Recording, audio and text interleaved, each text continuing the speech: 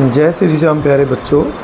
तो आज के इस शॉर्ट में हम लोग बात करेंगे पहली central problem what to produce के बारे में। What to produce is the problem of allocation of resources in which economy have to decide what kind of goods and services to be produce and how much to be produce.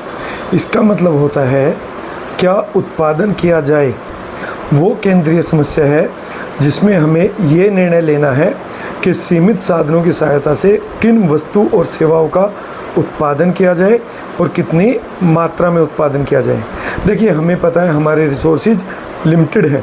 अगर एक goods के production में अपने resources को use करोगे तो दूसरी goods का प्रोडक्शन कम हो जाएगा।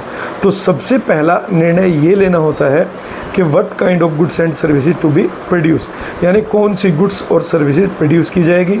अगर हम अपने सारे रिसोर्सेज कैपिटल गुड्स जैसे मशीन, प्लांट, टूल्स इनमें यूज करते हैं तो जो कंज्यूमर गुड्स हैं, कंज्यूमर गुड्स जो कंज्यूमर की बेसिक नीड्स को फुलफिल करते हैं जैसे ब्रेड, शर्ट, चप्पल, इनका प्रोडक्शन कम हो जाएगा। और अगर आप कंज्यूमर गुड्स के प्रोडक्शन में रिसोर्सेज लगाते हैं तो कैपिटल गुड्स का प्रोडक्शन कम हो जाएगा।